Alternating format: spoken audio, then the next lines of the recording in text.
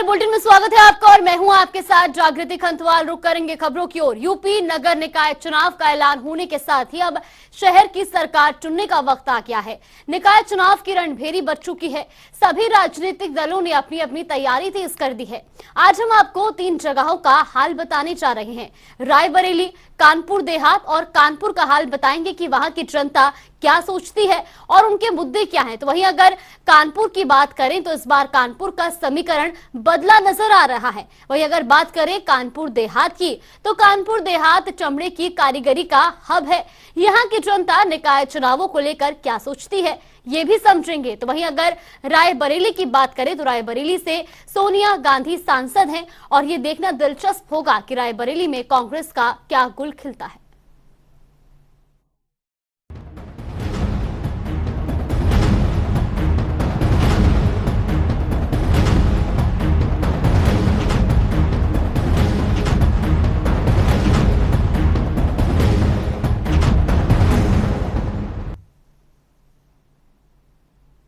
और चलिए आपको सीधे लिए चलते हैं कानपुर और दिखाते हैं वहां की जनता का क्या है चुनावी मूड। देखिए आरती शुक्ला की रिपोर्ट।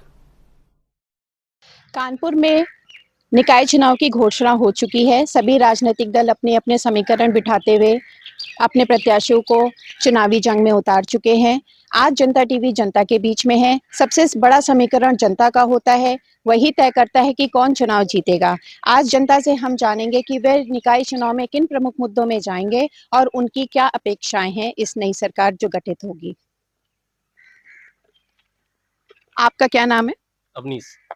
अवनीश जी, बताइए वो क्या प्रमुख मुद्दे रहेंगे जिससे इस निकाय चुनाव में आप जाना चाहेंगे? देखिए, जो छोटे छोटे मुद्दे हैं, सड़क की बात कर लें, खरंजे कहीं कहीं पे जो है टूटे होते हैं उनको अगर बनाने की बात कर लें, स्ट्रीट लाइट की बात कर लें, क्योंकि निकाय चुनाव में लगभग जो जिन मुद्दों पे चुनाव लड़ा जाता है ये छोटे छोटे ऐसे मुद्दे होते हैं जिन पर जो है चुनाव हम लोग लड़ते हैं। दूसरी बात ये है कि जो सभासद होता है उसके पास में पहुँचना बहुत आसान होता है। हम आसानी से पहुँच जाते हैं। अगर बात करें विधायक की या सांसद की तो उतनी आसानी से नहीं पहुँच पाते हैं। तो कहीं न कहीं ये जो इस पे जो चुनाव होगा वो एक व्यावहारिकता पे भी जाएगा, क्योंकि व्यवहार के लोग उस पे भी देखते हैं कि किसका अपना प्रत्याशी ज़्यादा अच्छा है, उसको व्यवहारिकता पे जाएगा, ये निकाय चुनाव का इनका है कि व्यवहारिकता पे जाएगा। आइए, आपका क्या नाम है? अभिषेक दुबे।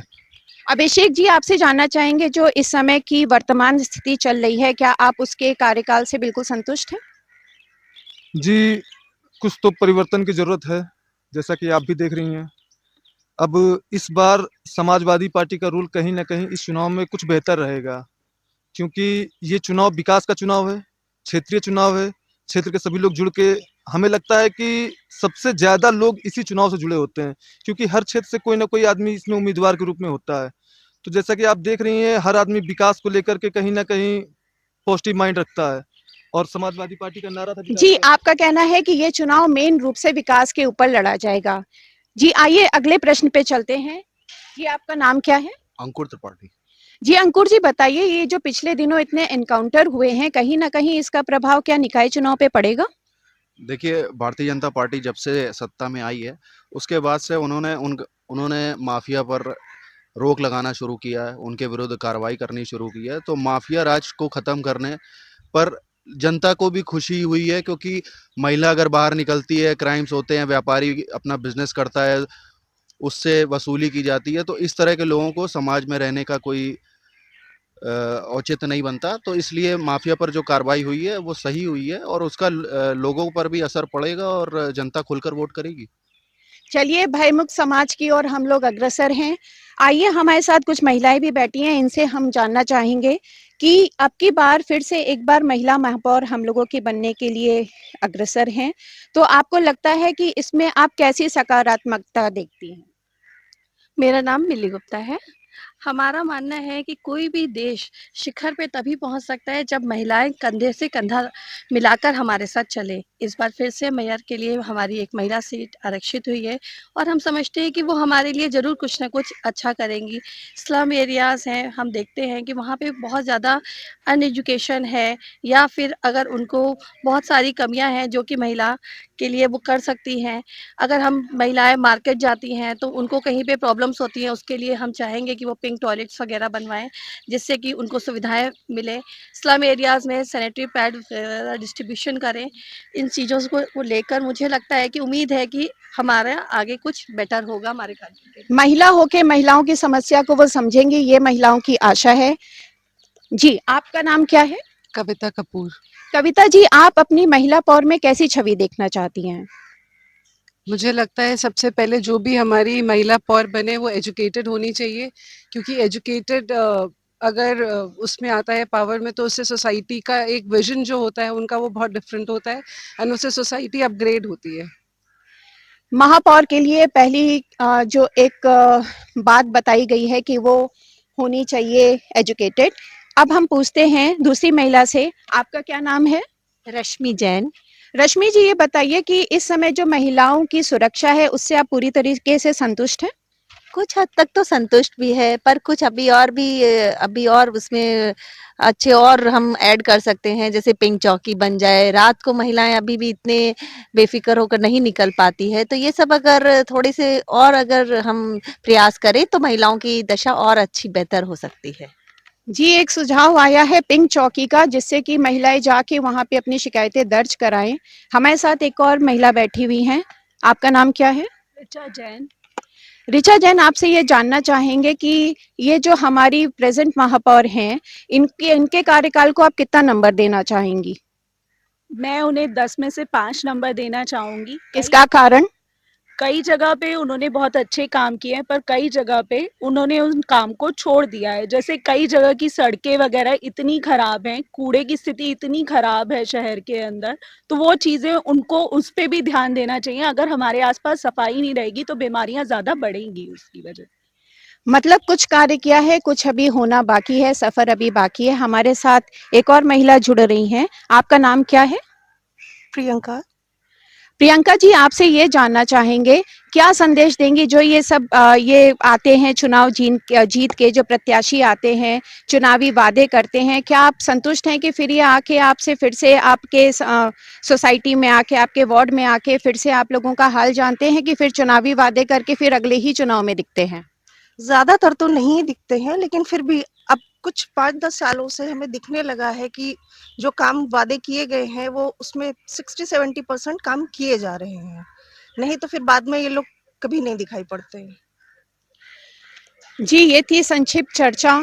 आज की जनता है जागृत, आज की जनता है जागरूक। राजनीतिक दलों को ये समझना होगा कि सिर्फ चुनावी आश्वासन देके और बातें करके चुनाव नहीं जीते जा सकते, क्योंकि उसके बाद आना है फिर से इसी जनता के पास। जनता टीवी के साथ कैमरामैन हनुमंत सिंह के साथ आरती त्रिपाठी, कानपुर। और चलिए आपको दिखाते हैं रायबरेली से आफ्ताब अहमद की रिपोर्ट और देखते हैं वहां की जनता का क्या है चुनावी मूड। नगर निकाय चुनाव का बिगुल बज चुका हुआ है। सभी दल के प्रत्याशी ताल ठोकने को तैयार हो गए हैं। प्रचार प्रसार के लिए सभी दल के प्रत्याशी जनता के बीच जा रहे हैं, विकास के दावे कर रहे हैं और विकास के दावे करते हुए उनको रिझाने की प्रयास कवायद में लग चुके हुए हैं। जनता डिसाइड करेगी इस बार की किसके शहर की सरकार, किसकी शहर की सरकार बनेगी, किसके सर पर विजयश्री सजेगी। अब देखना यह है कि जनता किस आधार पर किन मुद्दों पे वोट देती है, जनता का मूड क्या है। जनता के बीच चल के देखते हैं कि किन आधार पर इस बार वोट डाले जा रहे हैं और क्या मुद्दे होंगे। हमारे साथ यहाँ पर कई लोग हैं बात करने के लिए।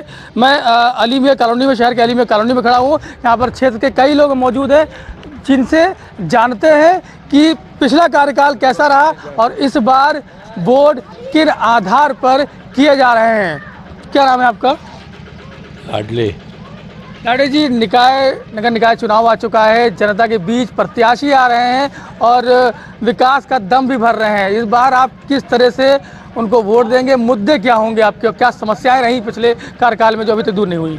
अरे मुद्दे यही है कि भाई साफ सफाई होना चाहिए, नाली साफ होना चाहिए, रास्ते सही होना चाहिए। यहाँ तो कुछ नहीं, इधर देखो नाली भरी पड़ी, यह नाली भरी पड़ी है, यह रास्ता दिखाओ, यह रास्ता में जो है तो अगर हवा से निकल के तो इसमें पानी भर जाते, इधर निकल के आए वहाँ।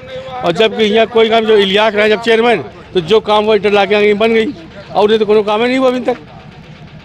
और जो यहाँ का बहू है काका लेके सोनू काम करते हैं, हवलदार बहू वही देगा, इधर कोई काम नहीं करा।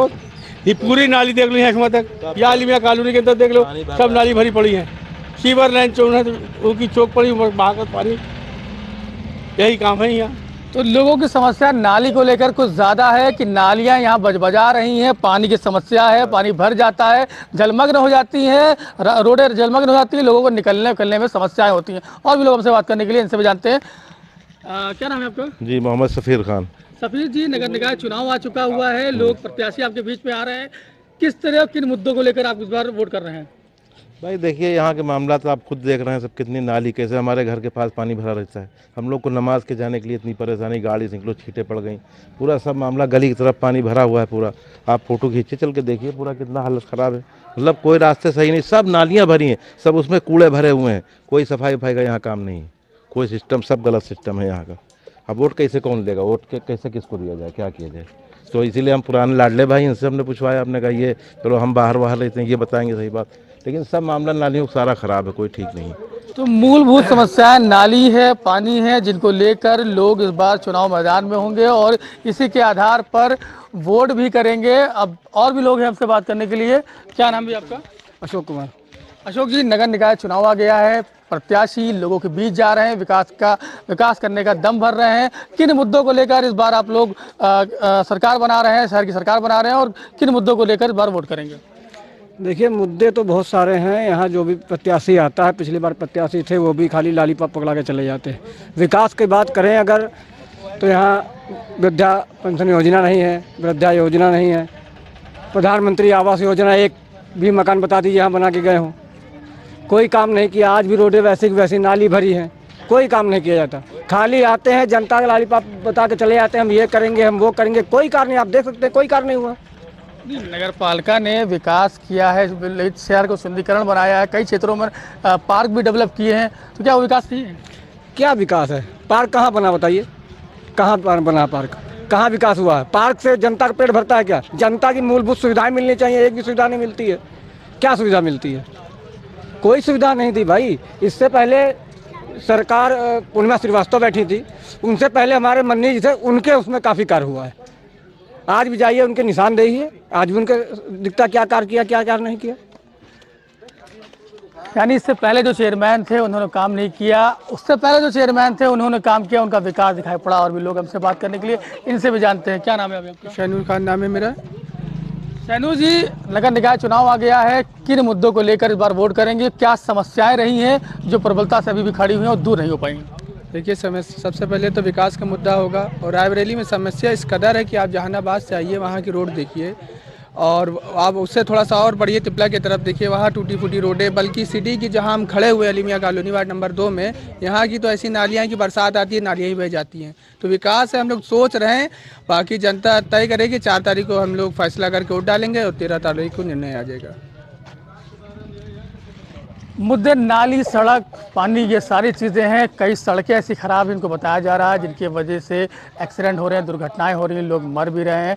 यहाँ पर सबसे इम्पोर्टेंट चीज़, कुछ औरतें भी खड़ी हुई हैं, महिलाएं भी कुछ यहाँ पर हैं, उनसे भी जानते हैं कि क्षेत्र का विकास किस आधार पे होगा और इस बार जो मतदान करेंगे वो किस आधार पर किया जाएगा। क्या नाम है आपका? नसीमा। नसीमा जी, नगर निकाय चुनाव आ चुका है, प्रत्याशी आपके बीच आ रहे होंगे और विकास के दावे कर रहे हैं, तो किन मुद्दों को लेकर इस बार आप वोट देंगी? मुद्दे जो हम पतली पतली नाली है, कूड़ा कबाड़ भर जाता है, परेशानी होती, पानी भर जाता है, घुटवा तक का निकले में परेशानी। स्कूलों के लिए बच्चे इतनी महंगी फीस मांगती हैं, तो कहाँ गरीब आदमी लोग पढ़ाए लिखाए। आप क्या कह रही थी, क्या समस्या थी?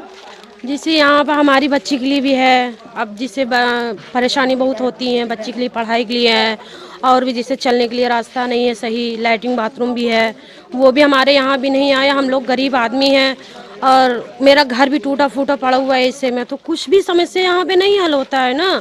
इसलिए हम जो हमारा सेवा करेगा, जो हमारा देश का, हमारा वार्ड नंबर 2 को करेगा, हम उसी को वोट देंगे, जो हमारा साथ देगा, जो हम गरीबों को साथ देगा। वार्ड की बात नहीं हो रही, शहर की बात हो रही। शहर के लिए नगर अध्यक्ष चुनना आपको? शहर भी है अपना, वार्ड भी है, वैसी से है कि समस्या बस हमारी लोगों की है, जो हम गरीबों को हल करेगा, हम उसी को वोट दे सकते हैं। नगर निकाय चुनाव के लिए जनता का मूड जानने के लिए जनता के बीच में है एक भाई साहब और भी हमारे साथ है, चाचा हैं, उनसे भी जानते हैं कि क्या समस्याएं रही हैं जिसको लेकर अब की ये लोग मतदान करेंगे और उनको मुद्दा बना के आधार करके चुनाव भेंट करेंगे। क्या नाम है आपका? ये मोहम्मद अख्तर नाम है हमारा। अख्तर जी, क्या समस्याएं रही हैं समस्या- जिसको लेकर इस बार आप वोट करेंगे और अपना नया नगर अध्यक्ष चुनेंगे? जी, हम सब लोगों को एक चीज़ की बहुत तकलीफ़ है। यहाँ पे पानी भर जाता है इस रास्ते में, और ये नाली जो है इसको गहरी कराई जाए, इसको थोड़ा ऊंचा करा दिया जाए कि पानी बाहर निकल जाए। आने जाने में हम सब लोगों को बड़ी दिक्कत होती है। बरसात के मौसम में इतना पानी यहाँ पे भरा रहता है, देख लें आप भी सब। अरे रोड के पानी भैया अंदर का जाता है। हम सब लोगों को बड़ी क्या तकलीफ- अम्मा भी साथ में हैं, सही जानते हैं क्या कर रही है, क्या कर रही थी अम्मा? ऐसा है कि यह नाली जो है, नाली और रोड एक है, और मतलब नाली गहरा होए के चाहिए और रोड ऊंची होए के चाहिए। बहुत परेशानी, अंदर का पानी जात है। हम लोग गरीब आदमी कुरिया में रहे वाली और परेशानी उठाई जाई थी। तो कोई आया अभी कभी इसकी किसी से बताया, कोई समस्या को देखने को नगर पालिका का आदमी? अब को आए भैया, कैसे बस सब सुन के चले जाते हैं, सब सुन के चले जाते हैं अंदर, इतना पानी भर जाता है अंदर। तो कोई अब की जो कि चुनाव हो रहे हैं, हाँ। निकाय चुनाव हो रहे हैं, तो नगर पालिका अध्यक्ष के लिए जो प्रत्याशी है वो बीच में आए, उनको किसी को बताया आपने समस्या? अबे कौन उबे नहीं भाई, कोई भी नहीं आया? हाँ, कोई नहीं आए। आप लोग आए हो बस, नहीं कोई नहीं आए। और समस्या क्या है? समस्या यही है कि यही अंधेरा रहता है और ये नाली की बहुत ज़्यादा दिक्कत है। यही सब खंभे यहाँ गड़ने चाहिए और रोड बननी चाहिए। ऐसी समस्या यहाँ पूरे गांव में है। और यहाँ कूड़ा की समस्या बहुत ज़्यादा, वहाँ पे देखो रोड किनारे कूड़ा पड़ा हुआ है, मतलब रोड उधर भी कूड़ा पड़ा हुआ है। इसमें यही सब समस्या ज़्यादा हैं, ये सब दूर होना चाहिए बस। समस्या गरीबों की है, जो उनको हल करेगा जनता उसी को वोट करेगी। इस मुद्दे को लेकर लोग इस बार मतदान करेंगे। आगामी 4 अप्रैल को सभी दल के प्रत्याशियों के भाग्य का फैसला मत पेटियों में कैद हो जाएगा। आपको बता दूं कि अनुसूचित जाति की सीट होने की वजह से यहां पर कई गद्दार नेता थे जो चुनाव लड़ने से वंचित रह गए। इस बार कुछ नए चेहरे हैं जो चुनाव मैदान में हैं, जिनका सामाजिक सरोकार बहुत ज़्यादा नहीं है, लेकिन उनके आका उनको चुनाव मैदान में उतार कर विजय का दावा कर रहे हैं। अब देखना यह है कि जनता किसको चुनती है, किसके सर पर विजयश्री लगती है और किसकी शहर की सरकार बनती है। कैमरा पर्सन रविंद्र सिंह के साथ आफ्ताब खान, जनता टीवी, रायबरेली। चलिए आपको लिए चलते हैं कानपुर देहात और दिखाते हैं गौरव शुक्ला की रिपोर्ट और जानते हैं कि क्या है वहां की जनता का चुनावी मूड। निकाय चुनाव का बिगुल बज चुका है। कानपुर देहात में द्वितीय चरण यानी 11 मई को मतदान होंगे। सभी राजनीतिक पार्टियां बेहतर उम्मीदवार उतारने और जीत हासिल करने में जुटी हुई है। हालांकि समाजवादी पार्टी ने अपने पत्ते खोल दिए हैं। उन्होंने 11 नगर पंचायत और 2 नगर पालिका सहित 13 अध्यक्ष पद के प्रत्याशी मैदान में उतार दिए हैं, जिनके लगातार नामांकन भी हो रहे हैं। आपको बता दें कि 2018 के हुए निकाय चुनाव में कानपुर देहात में 5 सीटों पर समाजवादी पार्टी ने अपना कब्जा किया था, तो वहीं भाजपा के खाते में 1 सीट गई थी। वहीं बसपा 2 तो एक निर्दलीय प्रत्याशी ने जीत हासिल की थी। देखना यह होगा कि इस बार 4 नवगठित नगर पंचायतों को मिलाते हुए 13 सीटों पर समाजवादी पार्टी, भाजपा या बसपा कितने सीटों पर जीत हासिल कर पाती है या हार का सेहरा अपने सर पर लेती है, क्योंकि इस बार का निकाय चुनाव कहीं न कहीं 2024 के लोकसभा चुनाव के लिए सीधा रास्ता होगा। और अब हम पहुंचे हैं अकबरपुर नगर पंचायत क्षेत्र। हमारे साथ क्षेत्र की जनता है और इनसे हम जानेंगे कि आखिर वो लगातार किन समस्याओं से जूझ रहे हैं, किस तरीके की जो है व्यवस्थाएं चाहते हैं, कौन से वो मुद्दे हैं जो अधूरे रह गए हैं। हम इनसे बात करेंगे। चाचा, क्या नाम है आपका? मेरा नाम भैया लाल है। चाचा, निकाय चुनाव की जो है बिगुल बज चुका है, प्रत्याशी अपना नामांकन कर रहे हैं। कौन से मुद्दे रहेंगे जिसको लेकर के प्रत्याशी चुनेंगे? हमारे साफ सफाई के लिए है। नाली में वो सब पड़ा रहता है, मच्छर साले काटते हैं, और यहाँ तालाब है हमारे बगल में, तो उसमें हम क्या कर सकते हैं बताइए। अगर सरकार नहीं करेगी तो कौन करेगा बताइए। तो आपने जो यहाँ पे 5 वर्ष गुजर गए प्रत्याशी चुना था, क्या वो काम नहीं हुए जिनको आपने अपेक्षाएं की? नहीं, वो काम हुए हैं, लेकिन कुछ लोग इसमें ठेका लगा लेते हैं। ठेका उसमें कुछ वो यहाँ काम नहीं हो पाता, वो लोग अपना खा जाते हैं। और भी लोग हैं, हम उनसे भी जानेंगे कि आखिर वो किन समस्याओं से लगातार जूझ रहे हैं और कौन से वो मुद्दे रहेंगे जिसको लेकर के वो बात करेंगे। हमारे साथ क्या नाम है चाचा आपका? हमारा मुन्ना लाल नाम है भाई। चाचा, इस बार जो है मतदान का क्या मुद्दा रहेगा, किस मुद्दे पर वोट करेंगे? मतदान का मुद्दा यही रहेगा, हमको कुछ नहीं चाहिए, हमको सिर्फ साफ सफाई, स्वच्छ भारत, स्वच्छ अकबरपुर, जो ग्रीन अकबरपुर के नाम से ना समाज प्रसिद्ध है, वही हमको चाहिए। अच्छा, प्रत्याशी कैसा चाहते हैं, वो आपकी बात सुने? किस तरीके से? हमारा वही होना चाहिए जो हमारी बात सुने और अपना पेट ना भरे, बस। हमारे साथ और भी महिलाएं हैं, हम उनसे भी बात करेंगे कि आखिर वो किन समस्याओं से जूझ रही हैं, उनके मन में क्या बात है, वो किस तरीके का प्रत्याशी चाहती हैं। क्या नाम है दादी आपका? दादी क्या नाम है आपका? शांति देवी। अच्छा, इस बार जो है निकाय चुनाव में कैसा प्रत्याशी चाहती हैं आप? देखो, हमारे वार्ड में ये जो तालाब है उसका सुंदरीकरण हो, साफ सफाई का विशेष ध्यान दिया जाए और जो ये नालियों में गंदगी है वो सफाई करवाई जाए। और इसी गंदगी से मच्छर पैदा होते हैं, मच्छरों से बीमारियां अनेक आती हैं। यही बीमारी हम लोगों के लिए हानिकारक है। हम नगर अध्यक्ष एवं टाउन एरिया ईओ साहब से हमारी यही एक विनती है कि इसका तालाब का सुंदरीकरण कराएं और कि जनता मतलब खुश रहे, यही हमारी एक अपेक्षा है। अच्छा, और किस तरीके के प्रत्याशी चाहते हैं? और भी कुछ विकास कार्य जो अधूरे रह गए हैं पिछले समय? हम हमारे मतलब अकबरपुर में ऐसा अध्यक्ष बने जो हमारी बात सुने, हमारा ये छूटा हुआ काम करवाए और जनता की समस्याओं का समाधान करे। यही सारी समस्याएं। हमारे साथ और भी महिलाएं, हम उनसे भी बात करेंगे कि वो किन समस्याओं से जूझ रही हैं, किस तरीके की समस्याएं उनको अभी हैं और क्या वो निराकरण चाहती हैं। क्या नाम है आपका? माया देवी। अच्छा, निकाय चुनाव का बिगुल बज चुका है, कैसा प्रत्याशी चाहते हैं, क्या मुद्दे रहेंगे? ईमानदार चाहते हैं। क्या मुद्दे रहेंगे? मान लीजिए सब उद्धार हो जाए, जितनी गंदगी है, देखो सारी गंदगी, नाली नहीं साफ हो रही, किसी की बात नहीं सुनी जाते, अपने अपने खाते में पैसा डाल के चले जाते हैं। जन कैदा उठावे का करोगा कि यार नाली साफ हो रही, कहीं कुछ नहीं होता है। अच्छा, 5 साल गुजर गए हैं, क्या आपकी बात नहीं सुनी गई? कोई नहीं सुनता है। तो इस बार किस तरीके से जो है प्रत्याशी चुनेंगे, कैसे देख पाएंगे उसकी पारदर्शिता को? आप देखने में तो अच्छा, अंदर का उखे निकले, देखने में तो लगता कि वो सीधा चलो अब तो उसको जिता दो, और उसके मन में क्या है ये तो कोई नहीं जान पाएगा। और भी लोग हैं, हम उनसे भी बात करेंगे। तमाम और भी महिलाएं हमारे साथ हैं। क्या नाम है आपका? मेरा कविता देवी। अच्छा, महिलाओं का भी अहम योगदान होता है, मतदान करना आपका भी अधिकार है।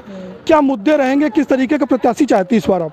प्रत्याशी यही चाहती हूँ कि मतलब नगर को देखे और जनता को देखे, जनता की तरफ ध्यान दे कि जनता को क्या परेशानी है, क्या कैसे जनता खुश रखी जाए, यही चाहते हैं। और ये तालाब अच्छा बनना चाहिए।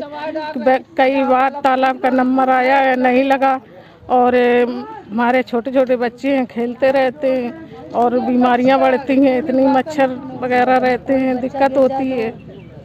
तो जिस तरीके से बात विकास की थी, तो हम वो तस्वीर भी दिखाना चाहेंगे कि आखिर किस तरीके से यहाँ के लोगों को लगातार समस्याएं बनी हुई हैं। ये वो तालाब है जिससे लगातार मच्छर जो है, तमाम कीटाणु और जीव जंतु जो है आते हैं, यहाँ के लोगों की परेशानी बने हुए हैं। भी वो अपने पंचायत अध्यक्ष से इन तमाम बातों को लेकर के खड़े होते हैं, तो उनकी बात सुनने वाला अब तक कोई सामने नहीं आया है। देखना इस बार यह होगा कि जिस तरीके से यहाँ की जनता ने इस बार ईमानदार और उस प्रत्याशी को चयन करने की बात कही है जो इनकी बात सुने और जनता की समस्याओं का हल करे। देखना यह होगा कि इस बार क्या कुछ निकल कर नया सामने आता है। कानपुर देहात से गौरव शुक्ला, जनता टीवी। राशन की सुविधा का लाभ भी डबल इंजन की सरकार दे रही है। 10 करोड़ लोगों को आयुष्मान भारत के अंदर 5 लाख रुपए की स्वास्थ्य बीमा का कवर उपलब्ध करवाया जा रहा है। आज उत्तर प्रदेश के सभी जनपद 1 डिस्ट्रिक्ट 1 मेडिकल कॉलेज की ओर बढ़ रहे हैं। 1 डिस्ट्रिक्ट 1 प्रोडक्ट का कार्य पहले ही हम आगे बढ़ा चुके हैं। अमरोहा वासियों में आपका अभिनंदन इसलिए भी करता हूं, आप लोगों ने राजीव तरारा और महेंद्र सिंह फड़नवीस को विधायक बना करके भेजा। हमने यहाँ के परंपरागत प्रोडक्ट को, जो आपके पूर्वजों की विरासत थी, आपने ढोलक बजा करके कला को एक नई ऊंचाई दी और हम लोगों ने माफियाओं के ढोलक बजा करके उनको रसाता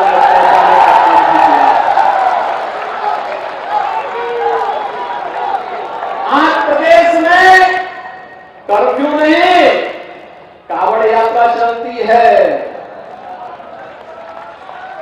आज कोई किसी उत्सव और महोत्सव पे रोक नहीं लगा सकता। शांतिपूर्ण तरीके से पर्व और त्योहार को मनाने वालों पे पुष्प वर्षा होती है और दंगाइयों के साथ सरकार उतनी सख्ती से निपटने का कार्य भी करती है। एक और विकास का कार्य,